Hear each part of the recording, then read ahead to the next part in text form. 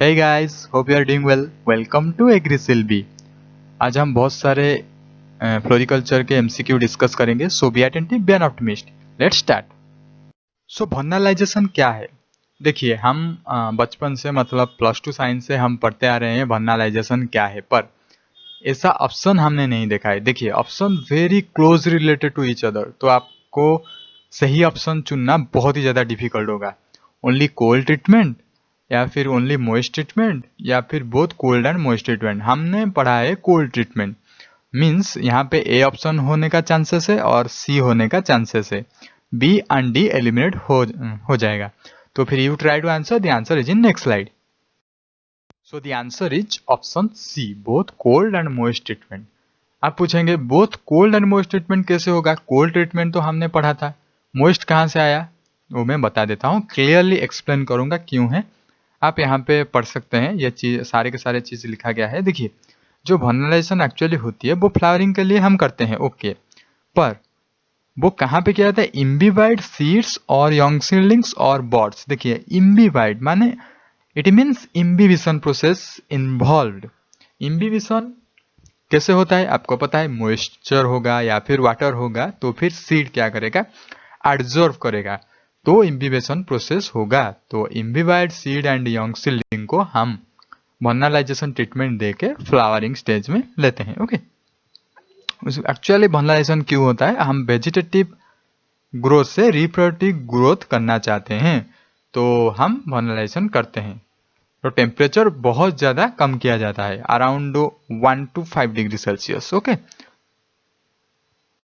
Next, thumbing is the condition of. देखिए, thumbing के बारे में हम MCQ 19 में डिस्कस कर चुके हैं पूरी तरह अच्छी तरह से. अगर आपने वो देखा है तो आपको यहाँ पे आंसर देने के लिए आसानी से होगा.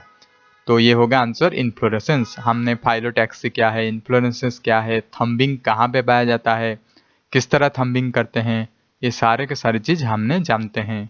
स्पाथे क्या है, ओके. ये सारे के सारे चीज़ आप वहीं पे पाएंगे. तो इसका आंसर होगा इन्फ्लोरेंसेस, याद रखेंगे. Vase life is also known as. देखिए, वेस्ट लाइफ के बारे में हमने प्रीवियसली बहुत सारे MCQ में डिस्कस कर चुके हैं. स्पेशल MCQ 5 में हम अच्छी तरह डिस्कस किए थे, आप चाहें तो देख सकते हैं. और वेस्ट लाइफ तो फिर ऑल्सो नोन एज क्या? ये तो बहुत ही ज़्यादा आसान सा सवाल है. अगर आपको पता है आप इसका आंसर दे सकते हैं. You try to answer. The answer is in next slide. तो फिर पहले जानते हैं वेस्ट लाइफ होता क्या है. अगर हम किसी कट फ्लावर और कट फोलिएज को एक भेस में मतलब एक पात्र के अंदर रखेंगे तो फिर वो कितना देर तक फ्रेश रह सकता है, वही होता है भेस लाइफ. तो फिर आप ही बताइए, भेस लाइफ ज्यादा होना अच्छी बात है या फिर कम होना अच्छी बात है? किस फूल को आप चूज करेंगे? विच flower will choose having long base life period or less base life period? Obviously the answer is long base life period. तो फिर जिसका लॉन्ग बेस लाइफ है उसी फ्लावर को हम चूज करते हैं फॉर फर्दर पर्पज. बहुत सारे फैक्टर हैं जो कि बेस लाइफ को डिटरमाइन करते हैं. हम एक के बाद एक डिस्कस करेंगे. तो फिर पहला आता है वेराइटी. ऐसा देखा गया है कि एक फ्लावर के अंदर बहुत सारे वेराइटी हैं और उनमें बेस लाइफ वैरी करता है. फॉर एग्जाम्पल, अगर हम सिंगल स्टेम सनफ्लावर को कंसिडर करेंगे, इसका बेस लाइफ बहुत ही ज़्यादा है ब्रांचिंग वेराइटी से. इसी तरह आप अंदाज़ा लगा सकते हैं कितना वैरी करता है बेस लाइफ. वेराइटी के बाद आता है स्टेज एट हार्वेस्ट. तो फिर मैं आपको सीधी तरह बता देता हूँ. अगर आपको एक फ्लावर को फ्रेश रखना है बहुत ही देर तक, तो फिर आप उसको after opening of flower harvest नहीं करना चाहिए. तो फिर कब करना चाहिए?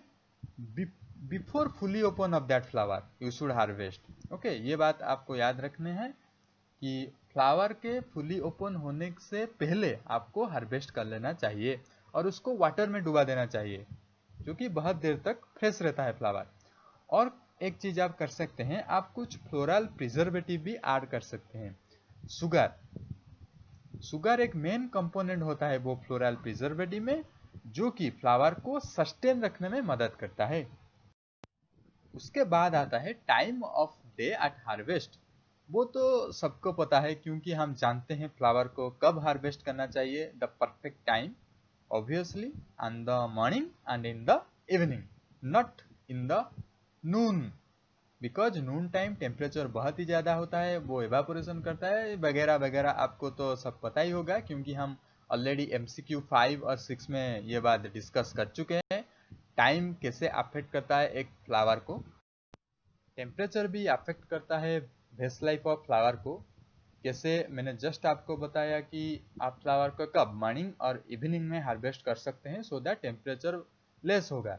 अगर आप फ्लावर को हार्वेस्ट करने के बाद सनलाइट में रखते हैं तो फिर क्या होगा, सनलाइट में बहुत ज़्यादा टेम्परेचर होता है, वो फ्लावर को डिस्ट्रॉय कर देगा। तो फिर आप शेड में रख सकते हैं, और सबसे अच्छा है एयर कंडीशनिंग रूम में आप रख सकते हैं, कोल्ड चैम्बर में रख सकते हैं सो दैट फ्लावर बहुत देर तक फ्रेश रहेगा। क्लीनिनेस और हाइजीन और सैनिटाइजेशन ये तो बहुत ही ज़रूरी है, क्योंकि अगर क्लीनिनेस नहीं होगा तो फिर फ्लावर को बैक्टीरिया, फंगस और मेनी पैथोजन से जो कि अटैक कर सकता है और फ्लावर को डिस्ट्रॉय कर सकता है, तो फिर उसका बेस्ट लाइफ ज़्यादा कैसे होगा। तो फिर आपको क्या करना है, फ्लावर को हार्वेस्ट करने के बाद आप उसके स्टेम को वाटर में डालेंगे और अच्छी तरह क्लीनिनेस मेंटेन करेंगे, जैसे कि बैक्टीरिया, फंगस, वायरस कोई भी अटैक नहीं कर पाएगा। पहले हमने डिस्कस किया था थंबिंग। थंबिंग क्या है, ऑलरेडी MCQ 19 आप देख सकते हैं। थंबिंग इज ए कंडीशन इन, कौन सा वाला फ्लावर में आपको मिलेगा थंबिंग। बहुत ही ज़्यादा अच्छा सवाल है, तो इसका आंसर मैं बता देता हूँ, फ्रिजिया। देखिए क्यों थंबिंग यहाँ पे पाया जाता है, क्योंकि वो स्पेशल टाइप ऑफ इन्फ्लोरेंसेस होता है। ओके, मतलब जो स्पाथे निकलता है वो फ्लावर के नीचे से निकलता है, पेडंकल की और बेस से ही निकलता है। ओके, इसके बारे में डिटेल एनालिसिस हो चुका है।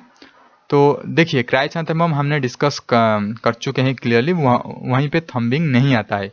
जस्मिन भी हम ऑर्नामेंटल फ्लोरिकल्चर में डिस्कस किए थे, यहाँ पे थंबिंग नहीं होता है। डेजी एक नया प्लांट है और फ्रिजिया एक नया प्लांट है, तो फिर आंसर होगा फ्रिजिया। तो फ्रिजिया क्या है, उसका फैमिली इरिडासी क्या है, सारे सब कुछ हम नेक्स्ट स्लाइड पे डिस्कस करेंगे। Our last and mind-blowing question, that is Frisia is a Frisia we already discussed in our previous question. So here we will clarify about Frisia. Options are highly fragrant cord flower, low fragrant cord flower, highly fragrant loose flower, non-fragrant cord flower.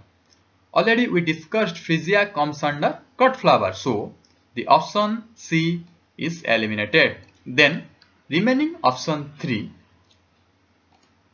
The answer is option A, highly fragrant cord flower. You can see here, this is the picture of that flower. This is a yellow variety, this is a white variety, and the family is Iridaceae, as like gladiolus we just discussed. So here our lecture ends. If you like this video, please like and subscribe this channel. If you subscribe, you will get videos in time. Otherwise, you will late. In this way, we will complete whole floriculture, horticulture and ornamental horticulture chapters, all MCQs. And I believe that you can solve any question related to these options, these MCQs. So, make sure that you will revise it once or twice. Save tree to save life. All the best for your exam. Thank you.